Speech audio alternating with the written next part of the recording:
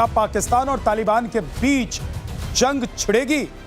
मुनीर ने भारत के खिलाफ अब कौन सी नई साजिश रची है? चीन की कौन सी शक्ति देखकर अमेरिका में हड़कंप मच गया है? सब कुछ आज आपको बताएंगे। पूरी दुनिया में क्या क्या घटा और क्या खतरा मंडरा रहा है, एक एक बात आपको समझाएंगे। शुरुआत बड़ी खबर के साथ करते हैं। ऑपरेशन सिंदूर में पिटे मुनीर की आतंकियों को ट्रेनिंग, जैश ए मोहम्मद के आतंकियों को आर्मी वाली ट्रेनिंग मिली है। ऑपरेशन सिंदूर में जैश के तबाह ठिकानों को फिर से बनाने का काम दिया गया है। जैश के आतंकियों को मजबूत करने का अभियान मुनीर ने शुरू कर दिया है।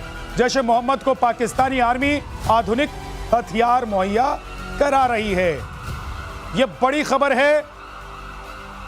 आतंकियों को ट्रेन किया जा रहा है, खुद की आर्मी लड़ नहीं पा रही है, तो आतंकियों से भारत का सामना करने की तैयारी पाकिस्तान कर रहा है। पाकिस्तान इस वक्त आतंकियों को ट्रेनिंग दे रहा है ताकि वो हिंदुस्तान से मुकाबला कर सके। तो पाकिस्तान में क्या चल रहा है? पाकिस्तान में आतंकियों को ट्रेनिंग दी जा रही है। सर, ये खुद नहीं लड़ पाए, इनको पता है कि पिट गए, धुआं धुआं हो गया पाकिस्तान, तो आप सोचिए कि आतंकियों के बूते ये लड़ लेंगे क्या? जय हिंद विद्यासागर। देखिए, पाकिस्तान की जो आर्मी है वो फौजी फाउंडेशन चलाती है $100 बिलियन की, उसके बाद क्रिप्टो करेंसी खोलती है। तो आपने बहुत अच्छी बात कही कि पाकिस्तान की आर्मी तो लड़ नहीं सकती, इसलिए मरकज सुभान अल्लाह के लोगों को, क्योंकि ये मौलाना मसूद अजहर की फोटो दिखाई दे रही है, जैसे मोहम्मद के सरगना है, ये तो चिल्ला रहे थे जब भारत ने ऑपरेशन सिंदूर किया था तो हम क्यों नहीं मर गए, इनके 26 इनके परिवार के लोग मारे गए। तो वो क्या करेंगे? अभी ये कहते हैं पैसा, ये देखिए क्रिप्टो करेंसी बना करके पैसा इकट्ठा किया जा रहा है, जकात दिया जा रहा है। तो आपने बड़ी अच्छी बात की। ये क्या करेंगे? उनके स्ट्रेटेजिक एसेट्स हैं, किस तरह से ये पिटे हैं ये आपने देखा ही 4 दिन के। और देखिए ऑपरेशन सिंदूर रुका है, थमा नहीं, थमा है, पॉज लगा है, पॉज है, इट इज अ पॉज। तो देखिए इनको बनने दीजिए ना, टारगेट प्रैक्टिस करेंगे हम इसके ऊपर। और टारगेट प्रैक्टिस केवल यहाँ नहीं, इनके मरकज के ऊपर नहीं, इनके जितने लॉन्च पैड उसको बना रहे हैं, बोलते हैं आधुनिक हथियार देंगे। आप पहले नहीं दिया था क्या? आधुनिक हथियार लेके ही तो आए थे ये। ठीक है सर, श्याम सर, कि क्या पाकिस्तान को लग रहा है कि फिर से वो आतंकी अड्डों को खड़ा कर लेगा? और भारत ने भी थोड़ा टाइम भी दे दिया है कि पहले बना लो, उसके बाद फूटेंगे। देखिए, धन्यवाद विद्या। देखिए, सबसे पहले तो मैं कहूं कि पाकिस्तान की जो नस्ल है ना, उसको धीरे धीरे एकदम क्लीन करना पड़ेगा। जब तक ये हम नहीं करेंगे तब तक ये नहीं होगा। ये लगातार जर्मिनेट करते रहते हैं। देखिए, इनको पूरी तरह से मारा गया है, जैसा आपने बताया, आपने कहा इनको पूरी तरह से मारा गया है। और पूरी ये टीटीपी के साथ भी इनका संबंध बताते हैं, जबकि वो पाकिस्तान पर ही अटैक कर रहा है। तो ये जो लोग हैं ना, किसी के नहीं है।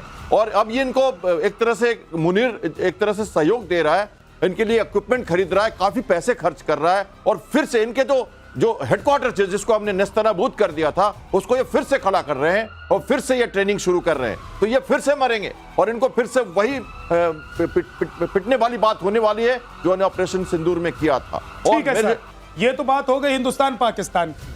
अभी दूसरी तरफ से कैसे पाकिस्तान घिरा हुआ है, क्या हो रहा है, जरा वो बता देते हैं। पाकिस्तान और अफगानिस्तान में युद्ध के आसार नजर आ रहे हैं। पाकिस्तानी सेना का अफगानिस्तान में हमला है, टीटीपी को निशाना बनाया गया है, ऐसा दावा किया जा रहा है पाकिस्तान की तरफ से। अफगानिस्तान के खोस्त और नंगरहार प्रांत में अटैक किया गया है। पाकिस्तान के इस कदम के बाद काबुल का तालिबान प्रशासन भड़क सकता है। पाकिस्तानी हवाई हमले के बाद दोनों के बीच सैन्य टकराव का खतरा बढ़ गया है। सिराज सर, एक तरफ हिंदुस्तान ने कूटा है, टीटीपी तो वक्त वक्त पर कूटता ही रहता है।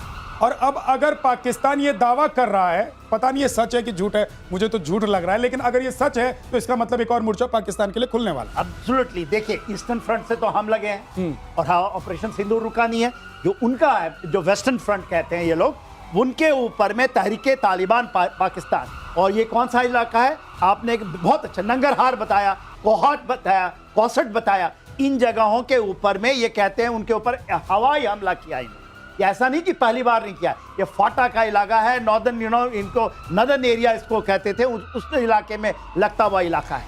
और देखिए जो तालिबान है, तालिबान आज ये कहता है कि आप हमारे टूरन राइन 2000 से भी ज़्यादा का जो सीमाएं हैं इसके ऊपर आपकी नजर हुई तो देखिए ये तो ले आएंगे पूरी की पूरी सीमा।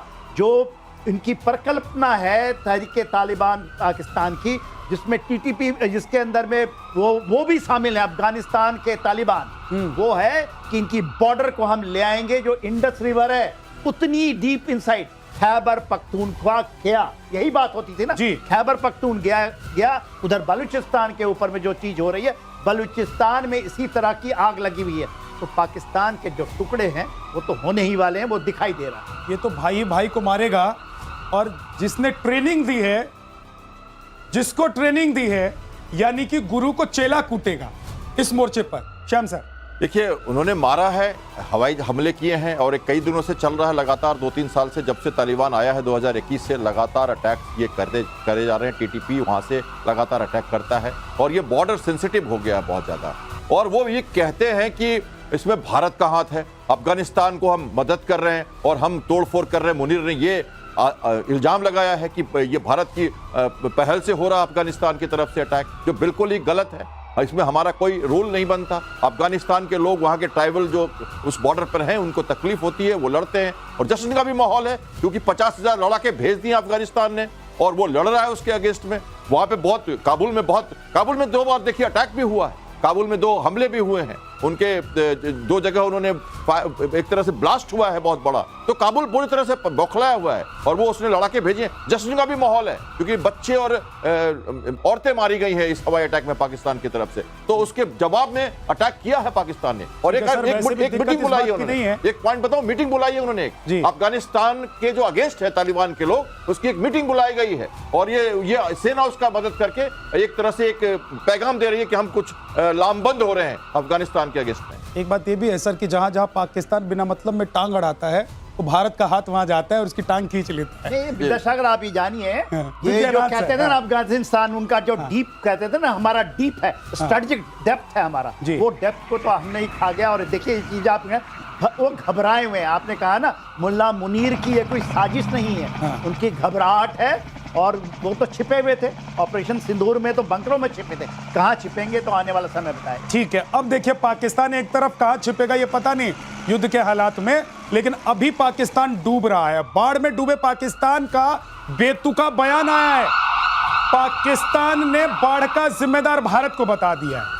अब जहां पाकिस्तान को लगता है कि पाकिस्तान मर रहा है, कट रहा है, डूब रहा है, मिट रहा है, उन सभी चीजों के लिए वो भारत को जिम्मेदार बता देता है। शहबाज सरकार ने प्लानिंग मिनिस्टर, शहबाज सरकार में जो प्लानिंग मिनिस्टर है एहसान इकबाल, उन्होंने कहा है कि पाकिस्तान में बाढ़ के लिए भारत जिम्मेदार है। इकबाल ने कहा है कि भारत पानी को हथियार की तरह इस्तेमाल कर रहा है। लेकिन सच क्या है? सच ये है कि भारत ने अलर्ट दिया, नहीं तो लाखों पाकिस्तानी मारे जाते। एक बार नहीं, 4 बार अलर्ट भेजा कि बच सकते हो तो बच लो, क्योंकि पानी आ रहा है और ये तलवार की धार से कम नहीं है, गला रेतते हुए निकल जाएगा। और भारत ने बताया, भारत ने मैसेज दिया, अलर्ट दिया, इसलिए पाकिस्तानी बचे हैं। तो ये पाकिस्तान में तो पाकिस्तानी आवाम ये कह रही है कि भारत है तो जिंदा है, लेकिन हुक्मरान कह रहे हैं सिराज सर कि भैया इन्होंने ही मार दिया। पाकिस्तान कह रहा है, पाकिस्तान के हुक्मरान जो है वो कह रहे हैं कि पानी बम भेज दिया भारत। देखिए बहुत बुरी हालत। हाँ, अभी 700 लोग तो मारे जा चुके हैं, 1000 से भी ज्यादा घायल हैं, और पूरा इस बार क्या हुआ है, पूरा पंजाब और पूरा खैबर पख्तूनख्वा उन्होंने अभी बम उड़ाकर ना ये लगा के, एक्सप्लोसिव लगा करके एक बांध को तोड़ा है बचाने के लिए पंजाब। तो भारत ने तो इनको अलर्ट कर दिया। यदि भारत अलर्ट नहीं करता तो इनके सारे बांध टूटते, जिसके ऊपर में उनको तोड़ना पड़ता, क्योंकि इतनी भयंकर हालत। तो ये कहना कि भारत तो इनको बचा दिया इनके, क्योंकि वहाँ के लोग हमारे दुश्मन नहीं हैं। जो 25 करोड़ पाकिस्तानी हैं उनके साथ हम हमदर्दी रखते हैं। वहाँ के जो हुक्मरान हैं, जो वहाँ के ये जिहादी एलिमेंट हैं, उनके लिए। मगर ये देखिए जो आपने कहा ना कि भारत ने, तो ये कहना है कि भारत ने भेज दिया। ये बारिश जो हो रही है, पूरी तबाही जो है, ये तो तबाही आपको अल्लाह से के ऊपर से आई है।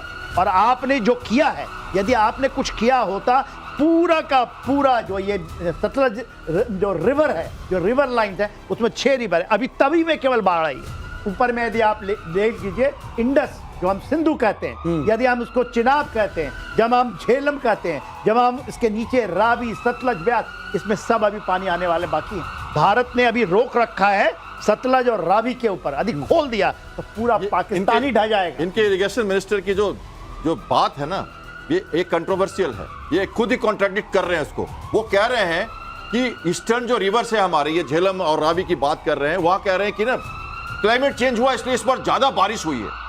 तो वो खुद कह रहे हैं कि हमारे यहाँ खुद बारिश हो रही है, हम मर रहे हैं। और गिलगिट बाल्टिस्तान में ग्लेशियर पिघल रहा है, वहां फ्लडिंग हो रही है। और आपको ये भी मालूम हो कि कराची ना फ्लडिंग से परेशान है, कराची में फ्लडिंग हो रखी है। तो ये कौन करे? ये तो अल्लाह मियां की कृपा है आपके ऊपर, ये हम नहीं कर रहे। और हमने एक बांध खोला था, दूसरी बांध के लिए हमने मंगलवार को भी हमने आपको वार्निंग दी और बुधवार को भी वार्निंग दी हमने, दूसरा रैप भी हम खोल रहे हैं। को तो पता ही है ना सर, भारत जब मारता है तो कहकर मारता है, पीठ में खंजर नहीं घोंपते हम तो सामने से अटैक करते हैं, प्रतिशोध अगर हमको लेना होता है। अगली खबर, नेटो एडवाइजरी कमेटी की तरफ से, जो नेटो के एडवाइजर हैं क्रिस्टल कॉल, उन्होंने बड़ा बयान दे दिया है। टैरिफ विवाद से दोनों देशों के संबंधों को बड़ा नुकसान हुआ है, यूएस भारत के संबंधों को बड़ा नुकसान हुआ है। भारत संग दोस्ती की 25 साल की मेहनत खत्म हो गई है। 2.5 दशक की कड़ी मेहनत से संबंध बने थे और संबंध अब खत्म हो गए हैं। कुल मिलाकर अगर देखें सिन्हा सर, तो इसका मतलब यह है कि ट्रंप उछल कूद मचा रहे हैं, बाबरी बयानबाजी कर रहे हैं और उनके देश को लोग पछता रहे हैं कि ये क्या हो गया।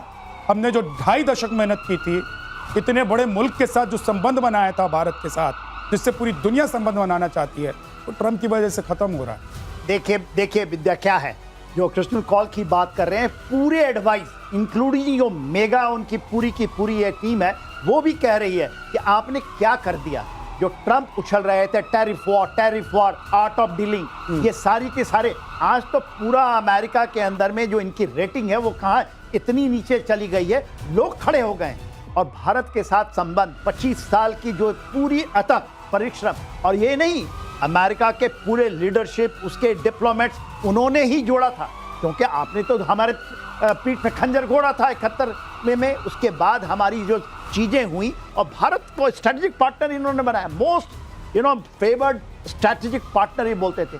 भारत के साथ संबंध, उसको आपने एक झटके में तोड़ दिया। और क्या यही सोच रहे थे कि शायद उन्होंने कोई चालाकी कर रहे हैं, tariff war, he was thinking कि इंडिया विल कम। इंडिया ने यह बता दिया कि आपका पानी स्थिर है। आपने सुना ना प्रधानमंत्री को, पानी के ऊपर हम कंकड़ नहीं फेंकते और हम उसके ऊपर मजे नहीं करते, हम तो वो है कि नदियों की धारा मोड़ देते हैं। तो हम भारत ये है, भारत तो अभी तो देखिएगा ना, नदियों की धारा जब मुड़ेगी, जो ये टैरिफ वॉर का, और इस बात का एहसास अगर अमेरिका में बैठे हुए बड़े बड़े सलाहकारों को हो रहा है, तो आप समझ सकते हैं कि भारत जो इंटरनेशनल लेवल पर इस वक्त काम कर रहा है और अमेरिका जो चाह रहा है भारत के साथ, अगर भारत वो करने के लिए तैयार नहीं हो रहा है तो आने वाले वक्त में क्या होगा। लेकिन एक और बड़ी खबर, ट्रंप के ट्रेड सलाहकार विवादित बयान दे रहे हैं। एक तरफ देखिए पछता रहे कि भाई ट्रंप ने 2.5 दशक का संबंध खत्म कर दिया, और दूसरी तरफ जो ट्रेड सलाहकार हैं वो कह रहे हैं कि यूक्रेन जंग मोदी की वजह से है। ट्रेड सलाहकार पीटर नवारो ने यह बयान दे दिया है, भारतीय बहुत अहंकारी हैं, और पीटर नवारो की तरफ से बयान आया है, रूस से तेल खरीदकर वॉर मशीन चला रहा है भारत। अरे भाई, तुमने कितने मिलियन डॉलर दिए हैं यूक्रेन को, इसका अंदाजा श्याम सर क्या किसी को बताने की जरूरत है कि यूक्रेन को सपोर्ट कौन कर रहा है? मैं तो वहां रिपोर्टिंग करके आया हुआ हूं, वहां लोगों को मैंने सुना है, जाना है, वहां देख कर आया हुआ हूं 4 महीने तक कि अमेरिका से जो पैसा और हथियार, या फिर नेटो देशों से जो पैसा और हथियार आ रहा है, पोलैंड के रास्ते यूक्रेन पहुंच रहा है, वो कैसे आ रहा है। तो यूक्रेन युद्ध और रूस युद्ध के लिए भारत जिम्मेदार है। देखिए, ये मतलब क्या पगला गए हैं क्या ये लोग? भारत तो कई बार कह चुका है, आप कह रहे हो मोदी का युद्ध है, अरे भाई हम तो कई बार कह चुके हैं आपको, हमारे मोदी जी कई बार कह चुके हैं आपको, ये युद्ध का समय ही नहीं है। आप हमें ब्लेम कर रहे हो कि आप तेल खरीद रहे हो रशिया से और वो फंडिंग हो रही है रशिया की, और एक तरह से वो युद्ध हो रहा है। एक्चुअली उनका बयान भी पूरा विरोधाभासी है, वो खुद भी नहीं समझ रहे हैं कि क्या कह रहे हैं। उनके बयान को काटा भी गया है, उनके बयान को काटा भी गया है, उनके एक्सपर्ट्स ने ही काटा है और उन्होंने कहा है कि ये गलत है। ऐसा कुछ नहीं है। जबकि हम एक और बात कहना चाहते हैं कि देखिए, अगर आप टैरिफ हमारे ऊपर लगाते हो तो टैरिफ की मार आपके ऊपर भी पड़ेगी, हम भी टैरिफ बढ़ाएंगे, हम तो किसी न किसी तरह का रास्ता खोज भी लेंगे। लेकिन रशिया जो कर रहा है, और ये क्या यूरोपियन यूनियन के यूरोपियन कंट्रीज क्या एनर्जी रशिया से नहीं खरीद रहे? क्या वो युद्ध की फंडिंग नहीं कर रहे हैं? तो ये कैसे हो सकता है कि आप हमें कह रहे हो? खुद अमेरिका कर रहा है, खुद अमेरिका रूस के साथ ट्रेड कर रहा है, चीन के साथ कर रहा है, बिल्कुल कर रहा मतलब है। पर्दे के पीछे आप गुल खिलाएं और सामने कहें कि देखो भैया आप नहीं करो क्योंकि युद्ध चल रहा है, तो तुम करोगे तो हम क्यों नहीं करेंगे? हमारा तो वैसे भी जब वक्त पड़ा है तो रूस ने ही साथ दिया है, तुमने तो छल प्रपंच से पाकिस्तान का साथ दिया। देखिए विद्या, आपको ना पीटर नेवारो के बारे में जानना और आपके दर्शकों को जानना बढ़, ये पीटर नेवारो 3 महीने तक जेल में रह के आए थे। ये डीप स्टेट के हिस्सा हैं। ये जो कहते हैं ना कि भारत डीप स्टेट बता दीजिए सर दर्शकों को। देखिए, डीप स्टेट ऐसा होता है, ऐसा कहा जा रहा है अमेरिका के अंदर में जो मागा वाला आया था कि इवन ट्रंप वो डीप स्टेट से ही चुन के आए हैं सेकंड टर्म में। डीप स्टेट ने उनको दिया था चीज़ों को करने के लिए। अब डीप स्टेट में कौन कौन है ये तो आप, डीप स्टेट में वहाँ के लोग जो भी हैं वो एडमिनिस्ट्रेशन के भी शामिल हो जाते हैं। तो वो ये गेम खेला जाता है पेंटागन से भी और उसकी बड़ी व्यवस्थाओं के ऊपर में कि पूरे विश्व में कैसे हम अपना आधिपत्य, ये जो कहते हैं ना यूनिपोलैरिटी को बनाकर रखें, केवल हम ही वर्चस्व लेंगे और कोई नहीं हो सकता। इसलिए वो गेम, तो देखिए आपके सत्ता को बदलना, भारत में भी ये गेम खेला जाता है कि किसी तरह भी जो अभी ट्रंप, देखिए टैरिफ वॉर के अंदर में कौन 104 जो हमारे 1.4 बिलियन लोग हैं, 140 करोड़ वो विजयी होकर के आए। अभी आपको उस चीजों को वो करेंगे कि यहाँ भी सत्ता बदले, इसकी कार्रवाई चलती है, मगर आप उसको डिफीट कैसे करते हैं? तो वो जो बातें करते हैं कि नहीं आपने रशिया से तेल खरीदा इसलिए आपको 25 + 25 50% करेंगे। भारत ने कहा कर लो भाई, कर लो, हम तो कब ये मैंने आपको पहली बार बताया कि आप कर लो। हम लोग तो ऐसे लोग हैं, भारत के लोग जो नदियों के धारा को मोड़ने वाले लोग हैं। ठीक, हम लोग वो नहीं है कि आप इनको, आपको पता है अमेरिका में 37 ट्रिलियन डॉलर की इनके ऊपर डेट, ये तो थमी हुई पानी है, उसमें कीचड़ है, उसमें बदबू आ रही है, हम उस पर कंकड़ नहीं फेंकेंगे, हमें कुछ नहीं। 1% हमारा 2% हमारा जीडीपी भी नहीं, 1% से हमारा इनका ट्रेड होता है, 40 बिलियन, कुछ नहीं है। वो तो $5 आता है ना जो रशिया से अभी कल आएगा, उनको आप इकट्ठा करो और जो भी हमारे छोटे हैं या जो ये करते हैं उनको दे दीजिए। इंटरनेशनल मार्केट में ये भी खबर चल रही है कि इंडियन करेंसी के जरिए भारत क्या इस ट्रेड वॉर को जीत सकता है और इंडियन करेंसी की बदौलत क्या भारत अमेरिका को अब पीछे धकेल देगा। एक चर्चा चल रही है, हालांकि अभी इस पर लेकर बहुत ज्यादा बात नहीं हुई है, लेकिन चर्चा हो रही है। लेकिन इस बीच एक और बड़ी खबर बता देते हैं, रूस का यूक्रेन की राजधानी कीव पर जोरदार अटैक हुआ है। रूस ने ड्रोन और मिसाइलों से हमला किया, यूरोपियन यूनियन के डेलीगेशन बिल्डिंग पर यह अटैक हुआ है। हमले में 14 लोगों की मौत हो गई है, 50 लोग घायल हो गए हैं। ये बड़ा हमला इसलिए है क्योंकि कीव में उस जगह हमला किया गया है यूरोपियन यूनियन के डेलीगेशन बिल्डिंग पर, और मैं तो यहाँ गया हुआ हूँ, मुझे पता है ये बहुत ही सेंसिटिव इलाका माना जाता है। यानी कि यहाँ पर हमेशा आप देखेंगे कि जो सेफ्टी मेजर्स हैं उसको तैनात रखा जाता है। मैं इसके पास ही रुका हुआ था जब मैं कीव में था। तो ये जो बड़ा हमला है रूस की तरफ से, ये क्या एक नया मोड़ इस पूरे युद्ध को दे सकता है सिरा सर? एब्सोल्युटली। देखिए कहाँ हुआ है, आपने तो यूरोपियन यूनियन के उसके ऊपर, इसके अलावा ब्रिटिश काउंसिल जो उनकी है ना उसके ऊपर हमला हुआ है। इसके पहले अमेरिका का वहाँ था रोमानिया के साथ के इलाके में जो उनकी थी, वहाँ पर ड्रोन फैक्ट्री बनाते थे, उस पर हमला किया। तो रशिया जो अभी हमला कर रहा है और खास करके कीव के ऊपर में 600 ग्राउंड 2 ड्रोन आए हैं। उसके बाद उनकी किंजल मिसाइल है जो Su-57 है वो लेकर उड़ा था। अभी तो ये चीज़ शुरू हुई है, आप देखिएगा आर्सेनिक का भी यहाँ पर हमला आएगा। तो ये जो फेस चल रहा है ये तो आपको कीव की वही हालत होगी जो आपने गाजा के अंदर में देखा है, जो बिल्डिंगों की हालत हुई ऐसे ही है। और ये कैपेबल है, अभी तो ये शुरू हुई। कोई कहता था ना कि क्यों रशिया इतना दिन तक इनको छोड़ रखा है, क्यों नहीं 7 दिन में खत्म कर देता है। वो धीरे धीरे तिल तिल करके मारेगा और स्ट्रेटेजिक जीत होनी है आर्टिक के ऊपर में और पूरे ऊपर में। मनोबल तोड़ रहे हैं मेरे ख्याल से। एक बात ये है, एक सवाल मेरे जहन में है कि क्या क्योंकि यूरोपियन यूनियन की बिल्डिंग पर हमला हुआ है अब सीधे नेटो देश उसमें उतरेंगे? देखिए अभी ऐसी कोई स्थिति नहीं बनती है, क्योंकि देखिए ये एक 7 से 8 बिल्डिंग पे उन्होंने कई जगहों पे अटैक किया है, और सभी ऐसे जगह थे जो रेसिडेंशियल कॉम्प्लेक्सेस थे, और उन्होंने बेसिकली मनोबल तोड़ने का काम किया है। और जेलेंस्की कह रहे हैं कि ये बैलिस्टिक बातें कर रहे हैं, टेबल पे आना नहीं चाहते, तो इसलिए कह रहे हैं क्योंकि वो रशिया का कहना है कि तुम्हारी नाटो की आहट हटानी है, तो वो वहां जहां पर पिंच करते हैं, जहां पर ज्यादा सब पिंच हो। और एक तरह से अब देखिए रिहायशी इलाकों पर अटैक किया उन्होंने, तो कई लोग तो गुहार लगाएंगे इसके ऊपर। और देखिए यूके ने रशिया के एम्बेसडर को तलब किया है, और उन्होंने उनको समन किया और उनको वार्निंग दी है कि ये गलत हो रहा है। ठीक है ये सर, भी किया उन्होंने। एक और बड़ी खबर, रूस और चीन की नौसेना का संयुक्त युद्धाभ्यास हुआ है। दोनों देशों की सबमरीन का एशिया पैसिफिक इलाके में संयुक्त गश्त। युद्धाभ्यास में डीजल इलेक्ट्रिक सबमरीन शामिल किए गए।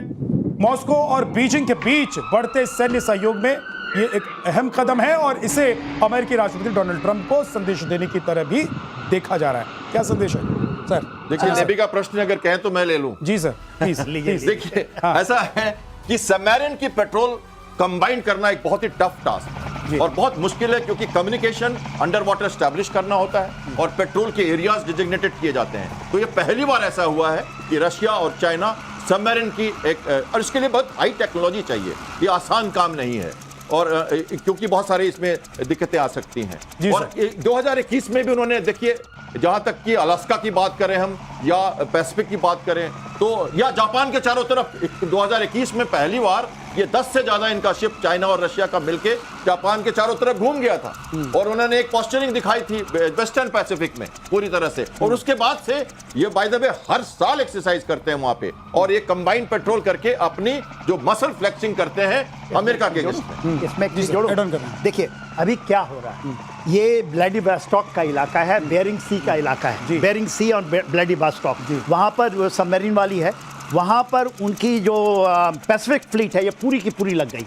उसके बाद नर्दर्न फ्लीट जो है वो उनका केला पेनिनसुला के ऊपर आर्टिक रीजन में लगा है। उसके अलावा उन्होंने कैलिनिनग्राड के ऊपर में जो बाल्टिक सी है उसके ऊपर में अपनी बाल्टिक फ्लीट लगाई है, और नीचे जो काला सागर है वहाँ पर अपनी फ्लीट लगाई है। तो ये जो एक चार तरफा उन्होंने कार्रवाई कर रहे हैं उसमें ये बहुत इंपॉर्टेंट। और चीन अगर मिल जाते हैं तो अमेरिका को कैसे टक्कर दे सकते हैं वो हम ग्राफिक्स के जरिए भी बता रहे हैं सर, लेकिन आपने बहुत सारी बातें ऐड ऑन कर दी हैं, बता दी है।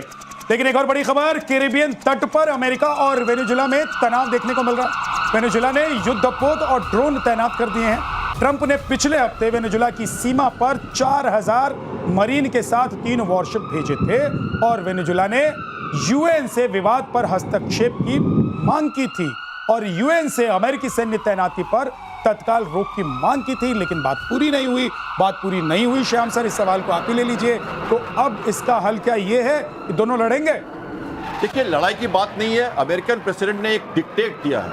उन्होंने कहा है कि हम ये ड्रग माफिया जो है, ये लैटिन अमेरिकन कंट्रीज जो है, ये कैरेबियन का एरिया जो है, वहां पर हम ड्रग जो कार्टेल्स हैं उसको खत्म करना चाहते हैं। और वहां के राष्ट्रपति जो है वेनेजुएला के, उनको उन्होंने एक तरह से वो घोषित कर रखा है, उनको पर इनाम घोषित कर रखा है उनको पकड़ने के लिए। वो चाहते हैं उनको गिरफ्तार करना, जबकि वहां के लोग ऐसा नहीं मानते। और उन्होंने कहा है कि हम कर तो रहे हैं लड़ाई, हम गए हैं कोलंबिया के बॉर्डर पर और हम एक ड्रग को जो ट्रैफिकिंग है उसको हम रोक रहे हैं। लेकिन उनका ये यूएसएस जो एक डिस्ट्रॉयर है, इनका गाइडेड डिस्ट्रॉयर, और एक एटॉमिक पावर सबमरीन है, ये दोनों यहां से सेल कर चुकी है, और ये अगले हफ्ते वहां पहुंच जाएगी। और अगेन ये मसल फ्लेक्सिंग है, दिखाना है उनको कि हम इस एरिया में भी अपना वर्चस्व रखना चाहते हैं। तो ये अमेरिकन प्रेसिडेंट जहां भी अपनी बात कहना चाहते हैं, मनवाना चाहते हैं, वहां अपनी फौज भेज देते हैं और उसको चाहते हैं कि लड़े। वो कोलंबिया पे भी भेज रहे हैं। जी देखिए क्या हो रहा है इसको वेनेजुएला के अंदर में जो मदुरो है जूनियर, हाँ, उनकी सत्ता को बदलना चाहते हैं। तो कहानी ये है, अभी उन्होंने क्या किया है, उन्होंने जेरॉन 2 रशियन मिसाइल्स के 2000 तो आ चुके हैं, वो लग चुके हैं। उसके बाद ऑर्सेनिक भी लग चुका है। ये क्यूबन क्राइसिस हुई थी 1962 में, जो अंडरबेली है, ये लैटिन अमेरिकन कंट्री है, उसमें पहली बार पूरा ग्रेविटेट 45 लाख उन्होंने अपने वहाँ पर ये कर दिए हैं। जो ये कहते हैं ना, जो सैनिक हैं उनको किस तरह से वो तो कहते हैं ये फुल फ्लेज नहीं है। 15,000 सैनिक लगाए हैं, पूरे ड्रोन्स हैं, 45 लाख वो कहते हैं मिलिशिया को उन्होंने तैयार कर दिया। जी। तो ये तो अमेरिका के लिए इतनी, और इसी से यदि आप नजर देखिएगा तो जब हम अलास्का की बात करते हैं, ये एकदम कंटिन्यूअस है, ये ऐसा नहीं कि वो अलग है। ये जो चीजें हो रही हैं, अलास्का को वेस्टर्न रशिया कहा जाता है, ईस्टर्न रशिया अलग है, वेस्टर्न रशिया का एक हिस्सा है वो अलास्का। तो ये एब्सोल्युटली आप मैप में देखेंगे तो इसी के नीचे अंडरबेली है, और ये पहली बार हुआ है 1962 के बाद, क्यूबन क्राइसिस के बाद ये क्राइसिस आई है जिसको अमेरिका झेल नहीं पाएगा। ठीक है, लेकिन अमेरिका क्या इसको झेल पाएगा? एक और खबर बता देते हैं। भारत ने ग्रीस के साथ नौसैनिक युद्ध अभ्यास किया है। पूर्वी मध्य सागर में दोनों देशों का ये युद्ध अभ्यास हुआ है। भारतीय वायुसेना के कई फाइटर जेट भी इसमें शामिल थे, और एथेंस से भारतीय फाइटर्स ने उड़ान भरी थी। युद्ध अभ्यास से तुर्की पाकिस्तान गठजोड़ को बड़ा झटका लगा है, शम्स, क्योंकि ये नेवी का युद्ध अभ्यास है। देखिए ये बहुत एक प्रकरण बहुत अच्छा है, और बहुत धीरे धीरे हम बड़ी सोची नीति के साथ भारत आगे बढ़ रहा है। 2023 में जब प्रधानमंत्री हमारे ग्रीस गए थे, 40 साल के बाद कोई प्रधानमंत्री ग्रीस गया था, इंदिरा गांधी गई थी 1983 में। उसके बाद ये गए थे, क्यों गए थे? और उसके बाद हमारे 2 शिप्स वहां गए, और हमने अपने लॉजिस्टिक सपोर्ट बेस, हम 4 साल से इस पर काम कर रहे हैं। और ऑपरेशन सिंदूर की बात हम करते हैं तो वहां हमने देखा है जो टर्की की जो मदद है पाकिस्तान को, और टर्की और ग्रीस में 36 का आंकड़ा है, 72 का कही है, 72 का कही है। और एक और बात मैं कह दूं, बगल में साइप्रस है, अभी हमारे प्रधानमंत्री कुछ दिन पहले साइप्रस गए थे। ये भी हमारा एक हिस्सा, गेटवे टू यूरोप है मेडिटेरियन, और ईस्टर्न मेडिटेरियन में नौसेना की पकड़, भारतीय नौसेना की तमाल, आईएनएस तमाल जो रशिया से बन के आ रहा है, वो वहां से अभी गुजरा है। और हम अपनी प्रेजेंस लगातार, 2 हमारे वॉरशिप उस एरिया में लगातार हैं। अब हम सिर्फ पैसिफिक की बात नहीं कर रहे, हम सिर्फ अरेबियन सी की बात नहीं कर रहे, हम मेडिटेरियन की बात कर रहे हैं। हम गेटवे टू यूरोप, हम साइप्रस, और हम अटलांटिक में जाना चाहते हैं। हम हाइफा पोर्ट की बात कर रहे हैं। हमने यहां से कॉरिडोर बनाना था यूरोप में, वो सब गड़बड़ हो गया। ये इजराइल तो अच्छे रास्ते चल रहा था, हमें तो यूरोपियन कॉरिडोर बनाना था, हमें तो हाइफा पोर्ट से यूरोप जाना था, वो सब रुक गया है अभी। लेकिन बात चालू है, हमें चाहिए वो जगह, हमें साइप्रस को भी अपने साथ रखना है, और ग्रीस को भी कांटे की टक्कर देनी है। सर एक चीज बताइए कि वो कट्टर मुल्क जो सिर्फ यूक्रेन की मदद इसलिए कर रहा है क्योंकि उसको लगता है कि भारत और पाकिस्तान के बीच डिफरेंसेस हैं, उसके बगल में बैठकर भारत ये युद्ध अभ्यास कर रहा है, तो ये क्या उनको भी एक मैसेज है? फुल मैसेज उसी के लिए तो फुल फ्लेज है, फुल फ्लेज है। ये जो पाकिस्तान और टर्की की जो गठजोड़ है, और वो इसके अलावा बांग्लादेश में भी इस बार इस ऑपरेशन सिंदूर में भी टर्की ने मदद की थी, बांग्लादेश में भी वो घुसता है, कभी कभी वो हमारे उधर मॉरिशस में पहुंच जाता है। तो जो इस चीजों के ऊपर मालदीव के अंदर घुस गया था, क्योंकि उसने TB2 ड्रोन्स दिए हैं। तो ये जो चीज है, ये पूरा का पूरा वो सेंट्रिक है कि भैया आप करोगे, और मैरिटाइम जो भी डिस्प्यूट है चारों तरफ से घेर लेंगे तुमको, और बाप बाप डिरियाओगे। हमारे यहाँ कहावत है कि बाप बाप डिरियाओगे, यानी कि बाप बाप चिल्लाओगे, कुछ कर नहीं पाओगे। नेकलेस ऑफ डायमंड का हिस्सा है, इसको याद रखें हम, ये नेकलेस ऑफ डायमंड का हिस्सा है, क्योंकि उसके बाद ग्रीस के बाद हम घेरने के लिए चीन को उसके नॉर्थ में भी गए थे। ठीक सर। के बाद एक और बड़ी खबर इस वक्त, किम जोंग के नए एटमी मिसाइल बेस से हड़कंप मच गया है, और सीक्रेट न्यूक्लियर मिसाइल बेस की वजह से हड़कंप मचा है। चीन की सीमा से सिर्फ 27 किलोमीटर दूर ये बेस है, और बेस पर वांगसोंग 15 और वांगसोंग 18 मिसाइलें तैनात कर दी गई। दोनों मिसाइलों में परमाणु बम गिराने की ताकत है। तो ये किम जोंग उन जी, जो मतलब इतना छोटा देश, और पूरी दुनिया में इसने जब मन करता है, जो मन करता है, एकदम से तूफान मचा देता है। ये जो तूफान है, ये सबसे बड़ा खतरा अगर ज्योग्राफिकल कंडीशन के हिसाब से देखें, और इस वक्त जो हालात दुनिया भर में बने हुए हैं ना सर, तो सबसे बड़ा खतरा किसके लिए? और ये क्या ये भी एक मैसेज है? ये मैसेज है, ये तो एक्चुअली खतरा खड़ा। देखिए, जो आपका नॉर्थ कोरिया साउथ कोरिया का था, आपको पता ही है, साउथ कोरिया फ्रंटलाइन स्टेट है अमेरिका का, उसी तरह जापान भी बन जाता है। जब नॉर्थ कोरिया के आपने बताया 27 किलोमीटर चाइनीज बॉर्डर, ये पहाड़ियों का इलाका है, एब्सोल्युटली सैलोज के अंदर में आपने देखा जिस तरह से ईरान ने लगाया, उससे भी डीप इनसाइड है ये। आज के दिन पे इनके पास जो ICBM है वो 10-10 के बाद बोलते हैं कि 10 है, वो बढ़ा लेंगे। और आज ही खबर आई है कि रशिया में जब ये गए थे, किम जोंग उन रशिया में मिलने गए थे, क्योंकि उनको स्ट्रैटेजिक पार्टनरशिप साइन हुई है, तो वहाँ पर उनको बताया कि यूरेनियम को कैसे खोजना है, क्योंकि बहुत बड़ी उसका जखीरा नॉर्थ कोरिया में माना जाता कि है, और कैसे उसको प्रोसेसिंग करना है वो जानते हैं, मगर वो उनकी ट्रेनिंग ले रहे हैं उनके लैबों में। तो ये देखिए खतरा तो ही था। अभी एक और बड़ी बात आ गई कि ये डोनाल्ड ट्रंप साहब ये कहते हैं हम जाके मिले थे, मिलेंगे, ये चल रही है। अभी देखिए न्यूज़ में ये आएगा कि डोनाल्ड ट्रंप कब कहते हैं कि मैं जाऊंगा और नॉर्थ कोरिया से किम जोंग उन से मिला, मेरा बड़े अच्छे दोस्त हैं। तो ये कितनी दोस्ती निभाएंगे, ये कहाँ कहाँ जाए। ये इसी तरह है जैसे इंडिया पाकिस्तान में बोलते हैं कि हमने कोई युद्ध रुकवा दिया, तो ये जाएंगे वहाँ भी मारे जाएंगे, क्योंकि तो डायरेक्ट ये तो थ्रेट जो है ये अमेरिका को थ्रेट है। वहाँ से गुआम जो उसका वेस्टर्न कोस्ट है बहुत नजदीक पड़ता है और सारे उनके हाथ में है। ठीक है सर, एक और बड़ी खबर। दो बात मैं इस पे ऐड करना चाहता हूं जल्दी से सर। दो लेवरेज दिया इन्होंने। लोकेशन समझिए, और लोकेशन की बात से आपने शुरू की थी, वो 27 किलोमीटर दूर है, तो अमेरिका उस पर अटैक करने से पहले सोचेगा, क्योंकि चाइना पर भी अटैक हो जाएगा, नंबर 1। नंबर 2, एक तरह से उसने लिवरेज लिया है चाइना का भी। वो देखता है कि देखो कुछ भी करो, तुम्हें तो चाइना को अगर कोई ट्रस्ट नहीं है हमारे साथ, तुम्हारे साथ कोई धोखा किया चाइना ने नॉर्थ कोरिया से, तो हम बहुत नजदीक हैं, तुम भी जाओगे 25-40 किलोमीटर तक तो बॉम्ब गिरेगा ही गिरेगा, कुछ होगा। ठीक है सर। तो दो तरीका है इसका। ठीक है सर, जल्दी जल्दी से, अब 3 खबरें बची हुई हैं और सिर्फ 3 मिनट का वक्त है, जल्दी जल्दी से कर लेते हैं। अमेरिका के स्कूल में भीषण गोलीबारी हुई है। मिनेसोटा के कैथोलिक स्कूल में गोलीबारी हुई है। प्रार्थना सभा के दौरान गोलीबारी की गई, हमलावर समेत 5 लोगों की मौत हुई है। अटैक के बाद हमलावर ने खुद को गोली मार ली है। अमेरिका में इस तरह के हमले हुए हैं इससे पहले भी कई बार, और अब देखिए अमेरिका के मिनेसोटा में कैथोलिक स्कूल में गोलीबारी हुई है। प्रार्थना सभा के दौरान ये गोलीबारी हुई है और 5 लोगों की मौत हो गई है। अटैक के बाद हमलावर ने खुद को भी गोली मार ली, और इस दौरान सिन्हा सर जी विरोध में नारे भी लगाए गए। हाँ, उसने अपने जो हथियार है उसके ऊपर लिखा है कि भारत पे बम गिराओ। ये वही है, ये गल्फ कल्चर का हिस्सा है, और ये वही जिहाद है जो वहाँ पहुँच चुका है।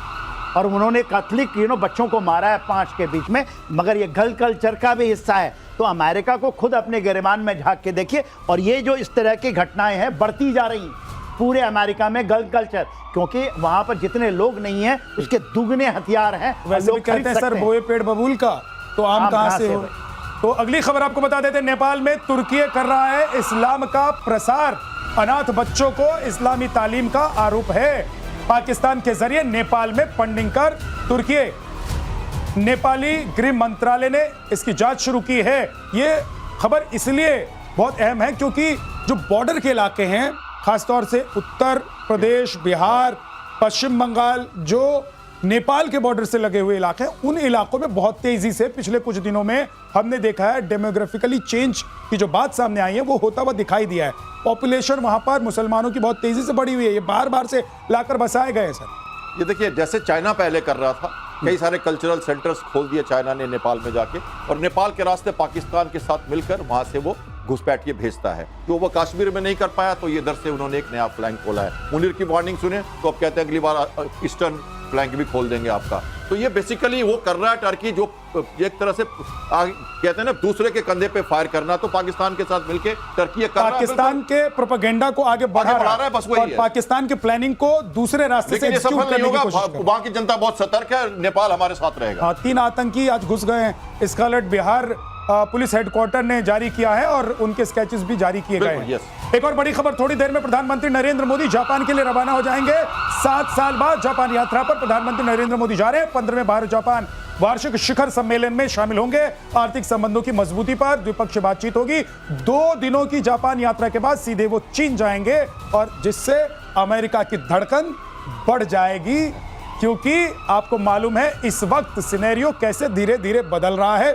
जो चीन ऐसा लग रहा था कि भारत से बहुत दूर है, जो अमेरिका लग रहा था कि भारत के बहुत करीब है, धीरे धीरे देखिए वक्त के साथ क्या क्या बदलता है और कैसे अब अमेरिका की धड़कनें। सिन्हा सर, जापान और उसके बाद जापान में बिजनेस और चीन में अगर आपने गठजोड़ किया तो अमेरिका परेशान हो जाएगा। पैसिफिक सी में क्या करेगा, और यहाँ जो उसका प्लान है वो कैसे कामयाब हो पाएगा। भारत पर जो प्रेशर बनाने की टैक्टिस है वो फ्लॉप हो जाएगा। देख विद्या, मालूम है कितने पैसे सुनेंगे तो आप भी हैरान है। 10 ट्रिलियन यान भारत में निवेश करना चाहता है। ये कितने हो गए? $68 बिलियन। ये है। और हम ये कह रहे थे ना कि हमारा व्यापार शैपार टैरिफ शैरिफ। दूसरी चीज जो आपने कहा, वहां से वो जाएंगे कहाँ? चाइना। चाइना में मीटिंग किसके बीच में हो रही है? ठीक है, एससीओ का बहाना है, मीटिंग हो रही है, पुतिन है, मोदी है, शी जिनपिंग है, ये आरआईसी का जो है गठजोड़ जी। और देखिए कोई कहेगा कि चाइना हमारा दोस्त, एब्सोल्युटली डिसाइड करेगा नॉर्दर्न बॉर्डर कि हमारे संबंध कैसे होंगे, मगर जो हमने अभी किया है और हम भी कोई डिसाइड चाणक्य करेंगे सर नीति कि कब कहती है। किसको दोस्त बनाना है और कब दोस्त किससे को। दुश्मनी क्वाड को भी निभाना नहीं है। भूलना, जापान हमारे क्वाड के दोस्त के साथ। साथ जो होगा, हमारे साथ जो होगा, वो हमारा दोस्त होगा। For more of such videos, do like, share and subscribe to ET Now Swadesh.